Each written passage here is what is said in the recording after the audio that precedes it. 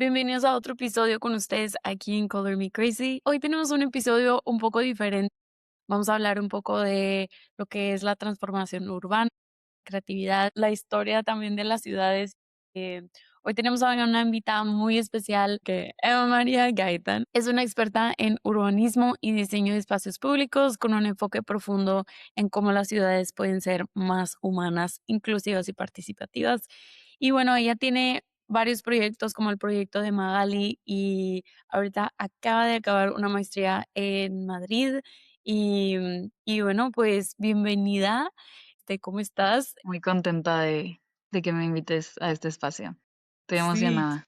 claro. Creo que no habíamos como hablado de este tema y quería como, pues no sé, hablar de este tema, aunque no sea, tal vez no es de que completamente arte, pero es como muy importante como también hablar como del espacio público y cómo funciona. Y bueno, Ah, cuéntanos un poco qué te llevó a dedicarte como al urbanismo y a estos espacios públicos. Mencionaste que me estabas comentando hace rato que estudiaste la carrera aquí en Monterrey, o cómo fue que llegaste como a esto. sí, yo soy de Hermosillo, que es una ciudad que también el estilo de vida, la forma en la que está construida es muy al estilo de Estados Unidos, ¿no? Como esta visión que hay en los 50 de que el carro tiene que ser la prioridad, Ujú, la ciudad en sí es muy plana, entonces se va expandiendo y va creciendo. Y yo me vengo a estudiar a Monterrey en 2016 arquitectura. Bueno, llegar a una nueva ciudad, es la primera vez que vives sola, que empiezas como a entender esa vida independiente, vida adulta, semiadulta. ujú, Y empiezo a estudiar arquitectura y me doy cuenta como que tenía muchos retos en el día a día, sobre todo en cuestión de movilidad. Yo no tenía, yo me vine a estudiar y no tenía carro en Monterrey, no tenía auto. Entonces, hablando de una ciudad que todos se mueven en auto, que el transporte público es muy eficiente y la universidad donde yo estaba estudiando tampoco es como que llegaban muchísimas rutas ahí. Y yo vivía en una zona que tú salías de esa colonia y era imposible caminar, ni siquiera había banquetas. Como que a mí me empieza a frustrar mucho todo eso porque dependía de las demás personas que sí tenían auto para poder moverme en la ciudad o de plataformas, pero luego tienes el presupuesto de un estudiante, entonces no te alcanzan y bueno, empiezas ahí a malabarear. sí, Como a la mitad de la carrera empiezan a introducirnos como a temas urbanos. Y ahí empiezo a entender como digamos, el detrás de cámaras de las ciudades, cómo son planeadas, cuáles fueron las tendencias históricamente, cómo fueron evolucionando. También entendiendo un poco la historia de Monterrey y el contexto. Y me doy cuenta que, pues ahí están muchas de las respuestas que estaba buscando y de mi frustración, que era evidente porque pues la ciudad no estaba pensada para las personas, estaba pensada para la productividad, el auto y demás, que ni eso, porque ya pierdes muchísimo tiempo también en el tráfico.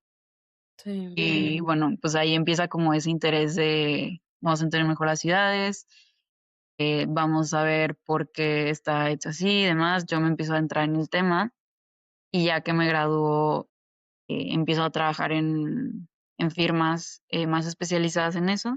Y también por mi cuenta empiezo ese proyecto que también ahorita te contaba de Magali Workspace para hablar y difundir sobre estos temas, porque yo veía que había mucha esa desconexión entre lo que se hablaba en el gremio y filosofar mucho sobre cómo deben de ser las ciudades y lo que sucede en otros países, en otros continentes, pero poco, yo sentía que poco se comunicaba a las personas allá afuera que también al final son, uno, las que viven en la ciudad y dos, las que toman las decisiones de la ciudad. Luego, a veces querías proponer cosas en tus proyectos y los clientes te las frenaban. Entonces, bueno, empiezo también con toda esa idea. Ya después de un par de años, hace un año me vine aquí a Madrid a hacer el máster en ciudades sostenibles, Sustainable Cities. Fue una experiencia muy enriquecedora. wow, felicidades, felicidades. Y bueno, para los que no saben, cuéntanos un poco del proyecto de Magali que estuviste haciendo aquí en Monterrey. Me comentabas que era como hacer como estas caminatas en la ciudad, que colaboraste con parques y, bueno, con la ciudad, y cuando Miguel también estaba. Yo siento que cuando estuvo Miguel claro, se estaban haciendo muchos movimientos, que se hizo Centrito y que se hizo como todas estas banquetas y Sí, la sí, verdad sí. Centrito quedó increíble, o sea, a mí me encanta caminar ahí, es Sí, increíble. Oh, pero sí, cuéntanos de Magali. sí, te cuento. Pues te digo, yo me gradúo y empiezo como en el mundo laboral, ¿no? Y creo que cuando terminas cualquier profesión, o al menos sobre todo las creativas, andas, estás lleno de ideas, como que tienes muchas ganas de hacer cosas, de crear, pero luego entras como en esta otra realidad que es pues el shock del mundo laboral, ¿no? Y al final sí es muy importante, pero también hay muchos otros factores jugando un rol en el juego. Entonces, te digo, muchas veces proponíamos cosas o yo pensaba, ¿por qué estas cosas no se hacen así? Y muchas veces tanto clientes como a lo mejor otros condicionantes limitaban esas ideas. Entonces me di cuenta que un factor importante era esa desconexión que te digo que había. Digo, bueno, vamos a hablar de ciudades más allá de ese círculo cerrado que siempre está hablando de ciudades, pero al final pues todos las hacemos. Como te decía, hoy lo más fácil es empezar en el mundo digital. Entonces empiezo a crear una cuenta en Instagram, empiezo a hablar sobre temas primero más enfocados en arquitectura, luego ya Okey. empiezo a focalizarlos más en temas urbanos, que es una ciudad de 15 minutos, porque es importante que puedas caminar en la ciudad en la que vives o a cuántos destinos te puedes ir caminando desde donde vives. Un poco también como que hacer que la gente empezara a pensar y a reflexionar. Como al año, digo, bueno, necesito que la gente también, hablando también con colegas, con amigos y demás, que quería que la gente empezara a vivir la experiencia de primera mano porque no te das cuenta del entorno en el que vives hasta que de verdad estás caminando en esas calles tan complejas. Y empieza justo las caminatas. Lo empecé en pleno verano, en la canícula, y yo la verdad creí que no iba a ir nadie. Obligué a mi hermana a que me acompañara por si no llegaba nadie. Y sí, 7 personas. Y caminamos de Galerías Monterrey a El Capitán. Fue una ¡Hala! experiencia, fue muy temprano, no nos dieron un golpe de calor. Y luego ya con el tiempo fuimos al centro de Monterrey, estuvimos en la zona Tec, estuvimos en Centrito, estuvimos en diferentes partes, el Obispado. Claro, gran parte también era, bueno, vamos a entender un poco de la historia, el contexto histórico, cómo llegó Monterrey al momento en el que está hoy, porque eso también te indica bastante de cómo se formó la ciudad. ¿Qué podemos hacer nosotros para empezar a cambiar esta realidad, ¿no? Y empezar a involucrarnos más, porque luego algo muy común es pensar, al menos siento que en un contexto mexicano es muy común decir, si es la ciudad, si es la realidad y no hay nada que podemos hacer para cambiarla. Un poco de pasividad. Siento que a lo mejor en los últimos años sí han surgido muchos más colectivos que buscan cambiar las cosas, pero viene también de ese hartazgo que ya tenemos de muchas decepciones, que es totalmente comprensible. Y bueno, empieza un poco ese cuestionamiento. Te decía, luego llegaron colaboraciones con ciertos municipios para hablar de ciertos proyectos que se habían hecho y un poco entender, o sea, que la gente entendiera cuál fue la motivación de hacerlos, cuál fue el objetivo. Luego también con instituciones educativas, te decían, en el laboratorio de arte hicimos una caminata con una pasantía que se estaba haciendo de arte para entender también la naturaleza urbana que hay mientras caminas, si son comestibles o no. Entonces se fueron combinando diferentes temas que al final sí hicieron muy interesantes. Y también empecé a dar talleres, charlas y ya te digo, con el tiempo decidí hacer este máster para seguir como reforzando todos esos conocimientos. También tener una perspectiva más allá, pues una perspectiva internacional de cómo se están haciendo las cosas en otros lugares. Que a veces también hay respuestas que no se nos habían ocurrido. Y ya, así fue un poco de la historia de Magali. Sí, es muy curioso. Bueno, ya ves que en Estados Unidos también es como muy del carro, o sea, el transporte público no es tan bueno como en Europa o no sé, de que cómo sí, de que cómo, ¿por qué? De que por qué empezó de que solo del coche, ¿sabes? De Sí. Si quieres te contesto primero esa. porque Sí. creo que eventualmente me va a llevar a la respuesta del máster. Okey, okey. A ver, creo que algo importante que hay que entender es que las primeras ciudades que se hicieron en México estaban en el centro del país, ¿no? Incluso desde antes de la conquista, eran Tenochtitlan, que eventualmente se convirtió en Ciudad de México. Digamos que el norte está más abandonado en temas de asentamientos como permanente. Ya los españoles, igual donde primero se asientan, em, es en el centro. Se empiezan a desarrollar sobre todo las ciudades en el centro y en el sur del país. Entonces esto también era, o sea, la forma de vida también era muy diferente, entonces todo era más caminable, todo era cercano. Digo, si tú vas al centro histórico de Ciudad de México, de Guadalajara, de Puebla, de Querétaro, pues al final del día te sientes de cierta manera en España, porque pues traían todas estas ideas del estilo de vida que había en España. Y esa es una cosa. Las ciudades en el norte del país se empiezan a desarrollar mucho después. Por ejemplo, Hermosillo llegaron como hasta 1700, cuando ya llevan 100 años en México. Como que el rezago que había en ese sentido ya es grande.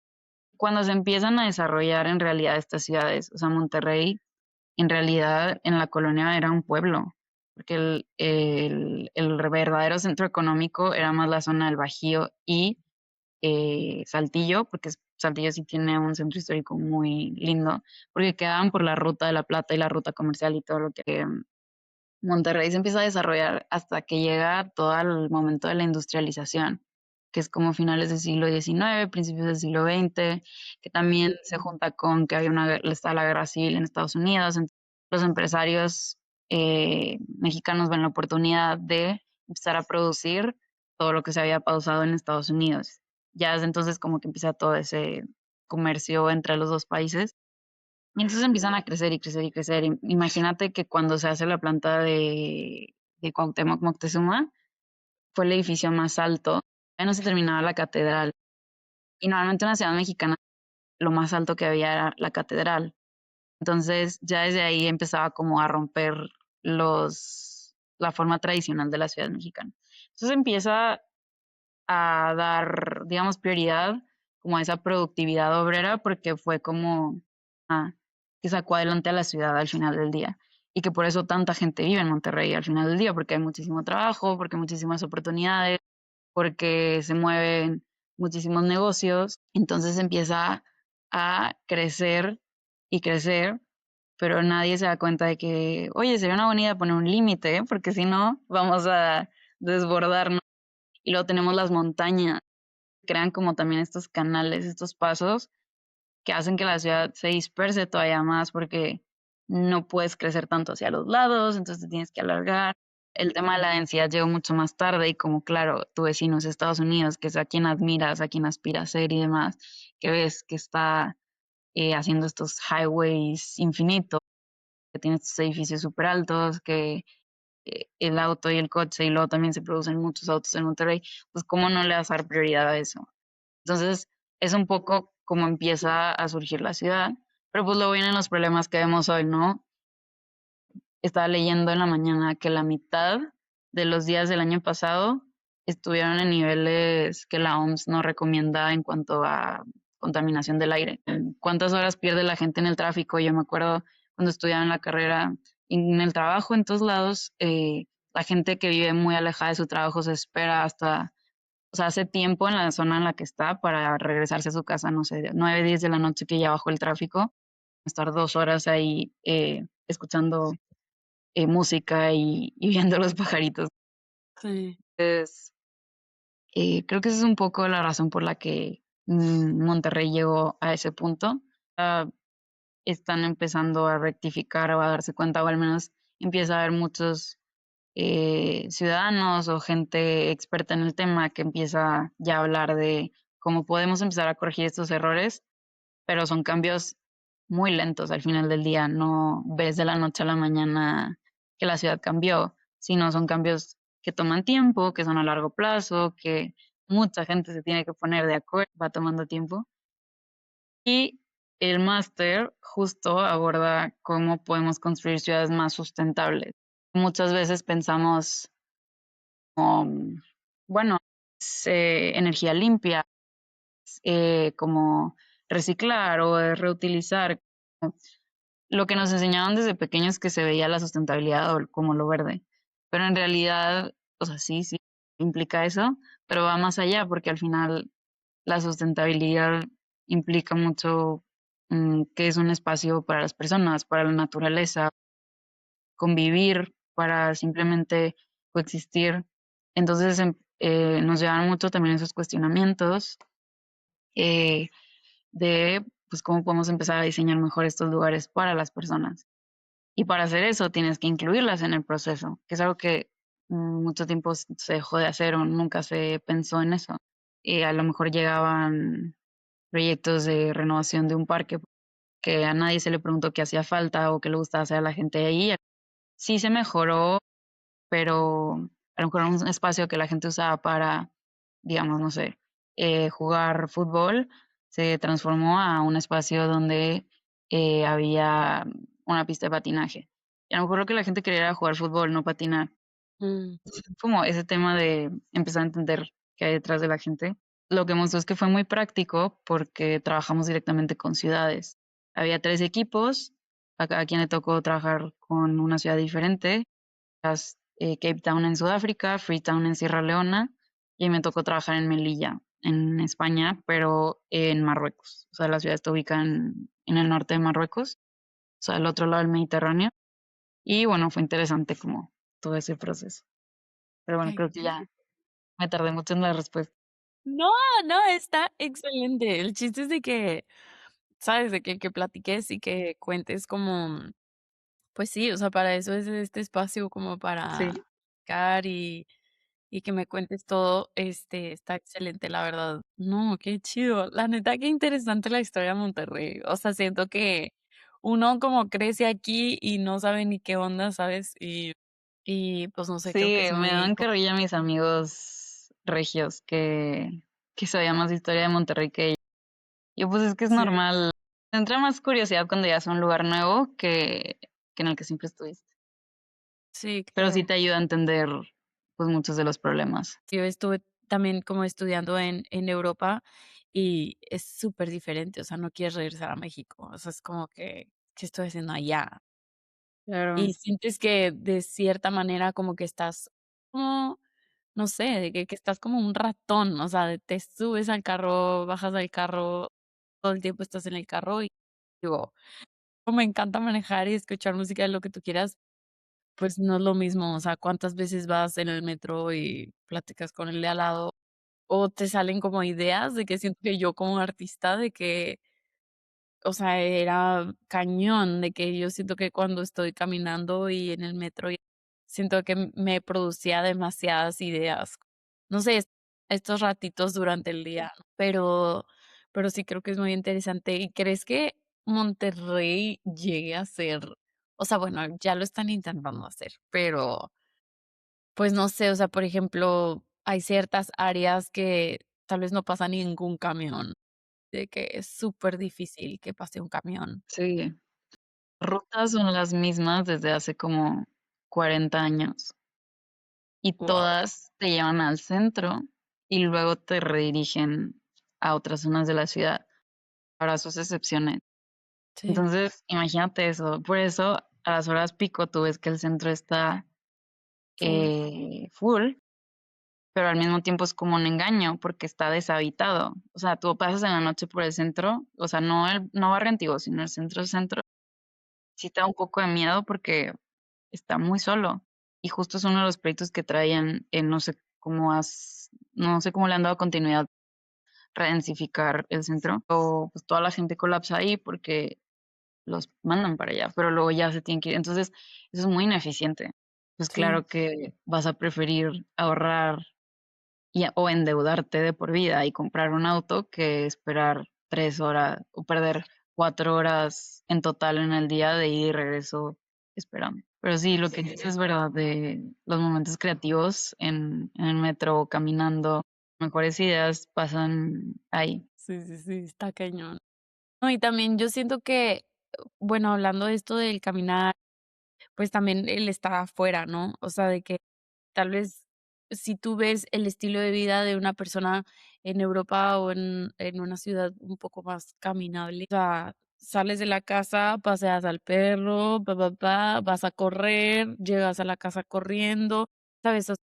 Tengo una amiga Sí, que ella decidió vivir ahí por el Capitán, solo porque le gusta ir a correr a Calzada y está cerca y ahí está centrito, y ella me dijo: "Vale cuánto cueste la renta, o sea, yo solo quiero vivir tipo en un espacio en donde pueda caminar claro. y y no depender tanto del coche". Mm, y y como te decía ahorita, yo también tuve la oportunidad de crear ese estilo de vida en Monterrey, que sé que Ujú. mucha gente no tiene ese privilegio, pero justo ese es como el objetivo, ¿sabes? Que no tengas que tener un privilegio para poder tener ese estilo de vida en tu ciudad. Y hay ejemplos, hay un meme que se hizo muy viral, que era como 2 niños que dibujan como que su trayecto a la escuela. Uno se iba caminando con o sea, con su mamá o su papá, y el otro era en un coche, muchísima gente. Yo crecí yéndome a la escuela en auto. Y como el nivel de sensibilidad que tienen a los detalles cambia exponencialmente, porque el niño que caminaba dibujaba todo lo que veía en el trayecto, que al final cuando eres niño, incluso de adulto, es como una aventura, que a ver qué me sorprende hoy. Empiezas a ubicar a la misma gente, la señora que está en la frutería, o te topas a el electricista o la electricista que está arreglando algo, no sé, empiezas a ver como esa Sí. cotidianidad. Y el otro niño dibujaba su casa, luego era una línea vacía hasta que llegaba a la escuela. La casa y la escuela sí estaban llenas de actividades y cosas. Pues sí, era muy diferente la percepción que tenían ellos, su viaje a la escuela. Sí, claro. No, y luego también se vuelve un problema. Por ejemplo, yo tengo un amigo que él iba a la escuela en bici Ujú. Ay, qué y divertido.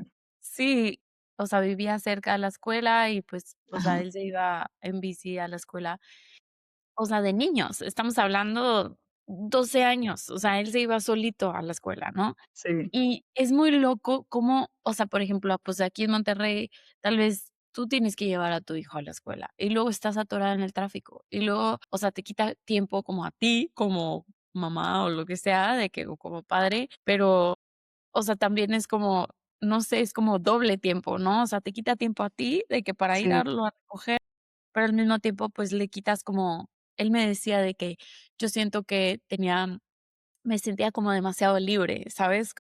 Era entonces, como sí, de que un niño y, pues sí era seguro, porque él es de Estados Unidos, pero, pues, no sé, de que él me decía de que yo me sentía muy libre. Y después de sí, colegio, yo solito me pasaba a mi clase de natación y estaba ahí cerca de la escuela y después llegaba a la casa. O sea, muy independiente, ¿sabes? No dependías de la mamá, de que estuviera ahí encima de ti, llevándote, trayéndote. claro. Que también luego como mamá o papá te dan más tiempo y libertad para hacer otras cosas. Sí. Porque Sí, si de por sí ya un hijo de que te quita como muchísimo tiempo, o sea, y sí. luego llevarlo y traerlo y tarara, Y más o sea, ahora que casi, pues, todos están trabajando mientras tienen una familia, porque, pues, o la economía no da para otra cosa, pero sí y sí te da cierto poder de libertad. Y lo ves también en Japón. No sé si has visto, luego hay documentales y cosas así, yo estuve porque me tocó hacer un proyecto en la carrera y tuve la oportunidad de ir a Tokio. Estuvimos 2 semanas. Igual era de una urbana y de vivienda, de unas casas antiguas para estudiantes. Era una colaboración que tenía el gobierno de México y Japón.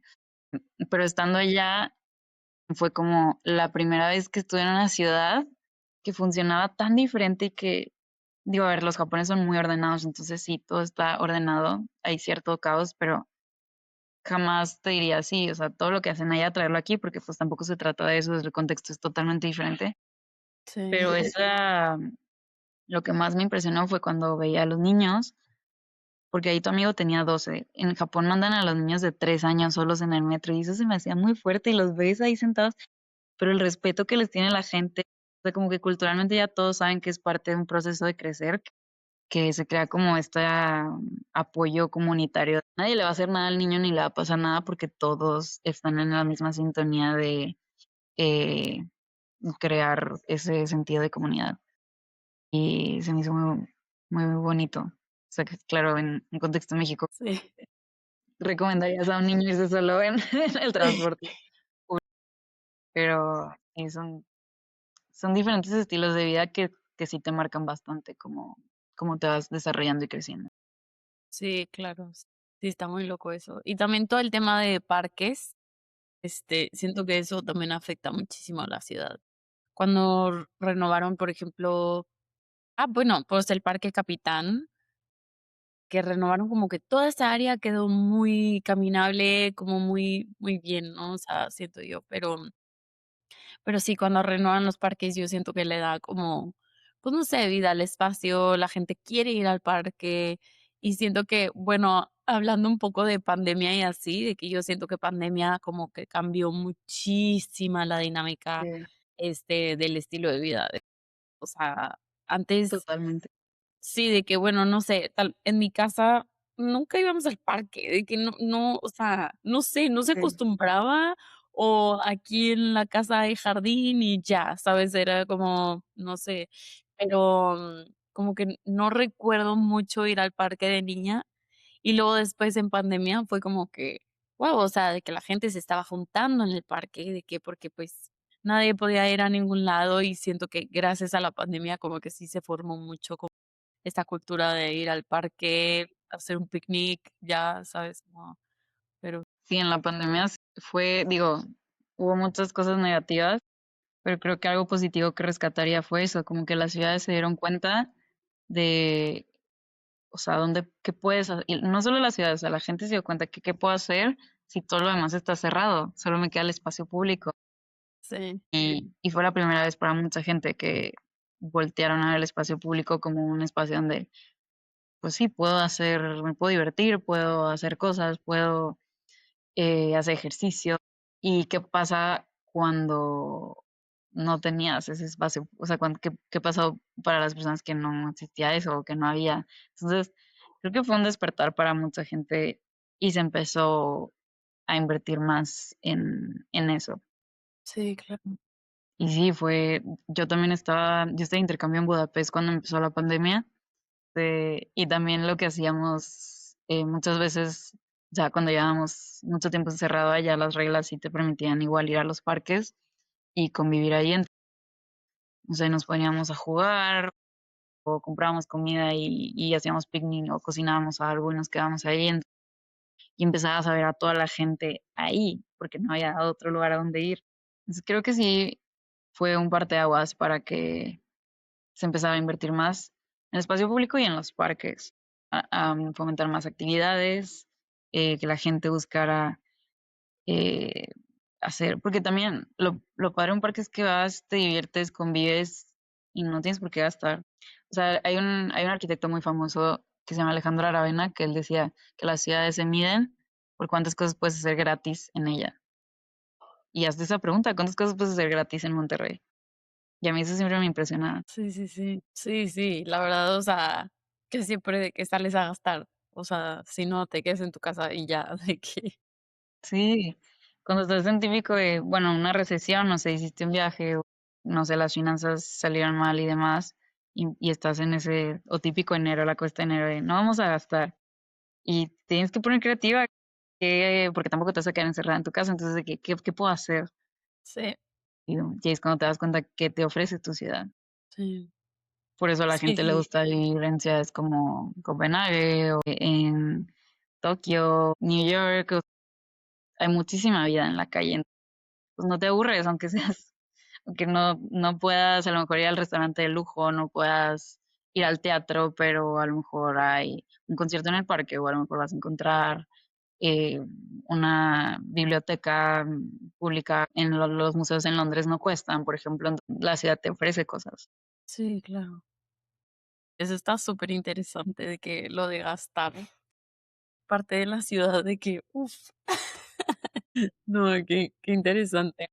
Y bueno, hablando un poco de desafíos y aprendizajes, eh, em, cuando los proyectos no salen como esperabas, ¿qué lecciones como aplicas a los siguientes o como qué estrategias usas como para comunicar estas ideas? Me mencionaste que como que quieres como divulgar o quieres como que seguir como, pues no sé, al principio, bueno, hace ratito estábamos platicando de que otras personas que también hacen decisiones importantes para las ciudades tal vez no saben de que la importancia del urbanismo y de que no saben exactamente, bueno, así como tú buscas como hacer esto como hacia futuro, ¿no?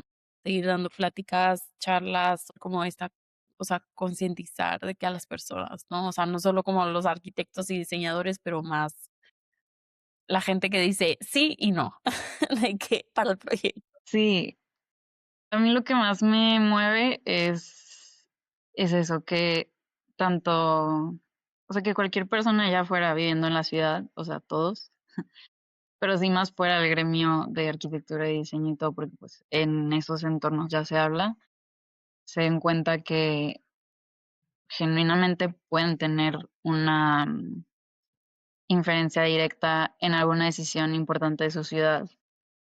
Y creo que al menos en México lo ves cuando, o sea, hay protesta, hay mucha gente muy activa. O sea, por ejemplo, ahora que estuvo todo el tema del río, Santa Catarina en Monterrey, Sí. que pues, hubo una presión tan fuerte que pues el gobierno se tuvo que retroceder. No sé bien ahorita en qué estatus está eso, pero es esa conciencia de saber que al final estamos viviendo en comunidad. O sea, una ciudad nace de la necesidad que tenemos de ser personas sociales y de que es más fácil para nosotros sobrevivir en colectivo, pero pues eso lleva también sus retos, que es pues ponernos de acuerdo en cómo va a ser esto.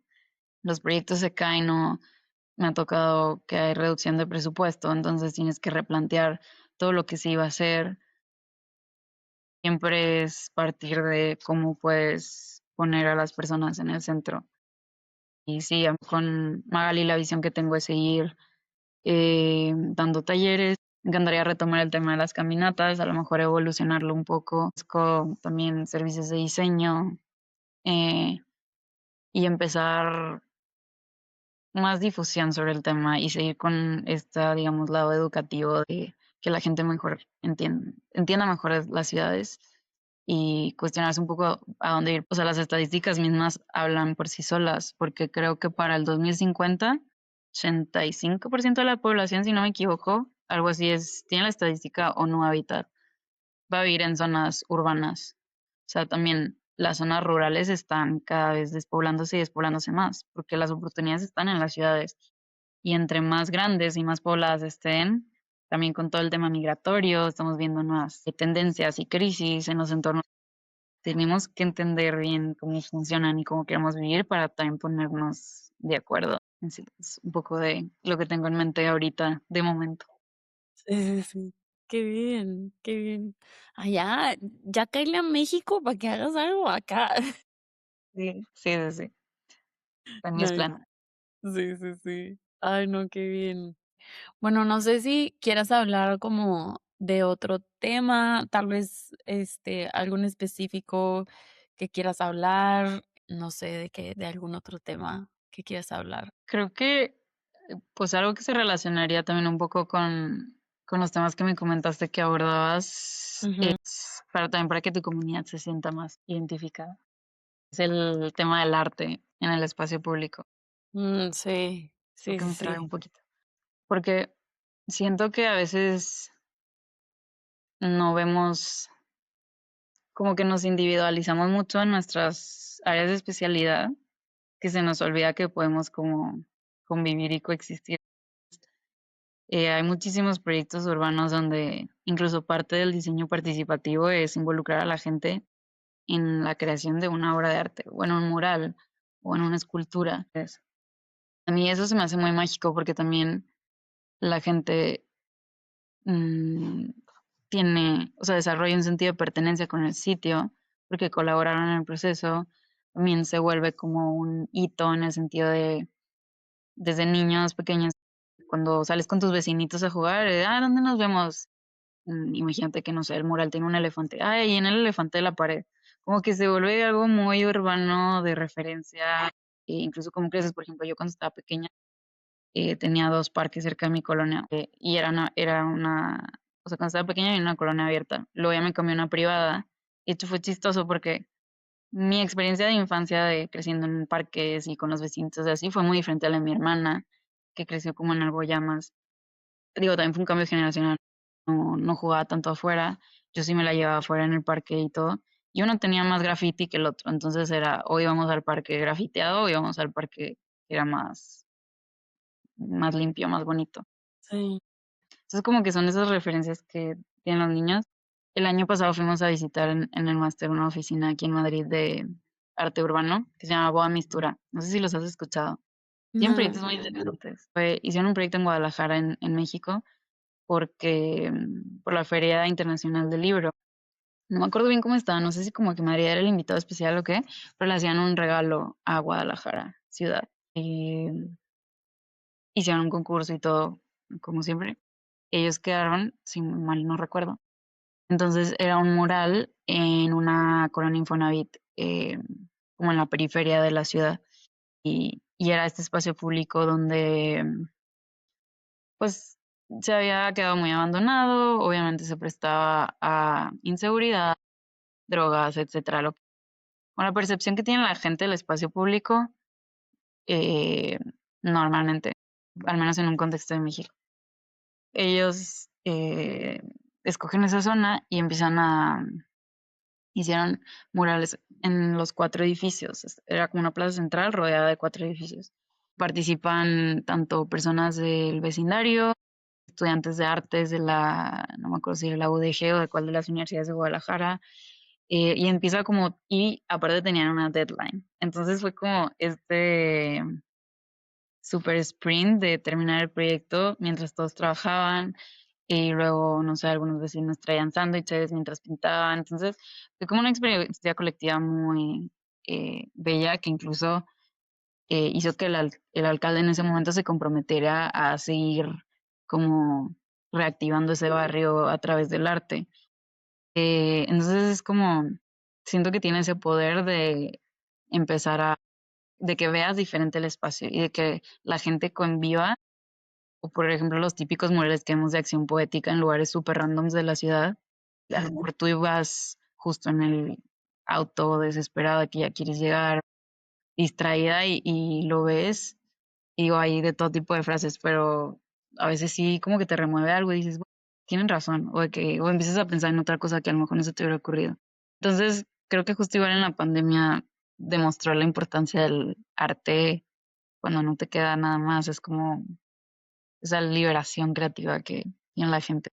Y en el espacio público a mí se me hace muy bello porque todos conviven día a día con eso. Sí, claro, se conecta, ¿no? O sea, con lo que es urbanismo y todo eso de gracias al parque la gente se une ahí, pero gracias a que hay una escultura también como que causa como esta intriga en las personas y esta como que curiosidad.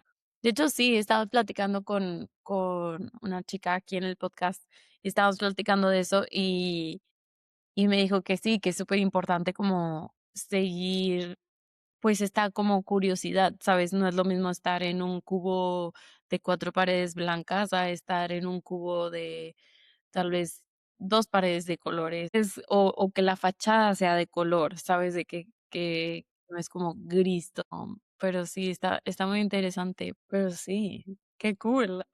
Qué buena conversación. Sí, obvio, podríamos seguir. Nada, muchas gracias, Eva. Me encantó esta conversación. Creo que podríamos seguir platicando y platicando. Y sí, gracias por tu tiempo y por compartir todo lo que sabes y por Hombre, a estar. ti por la invitación. Pues nos seguimos viendo. Sí, claro que sí. Bueno, a la gente que nos está escuchando, si te gustó este episodio, asegúrate de compartírselo a alguien más. Y bueno, vamos a dejar las redes de Eva y su información por si acaso quieren hacer alguna colaboración con ella, y ver también su trabajo por ahí. Nada, muchas gracias, Eva, y nos vemos muy Sí, pronto. sí, sí, sí. Si te das una vuelta por acá, me dices.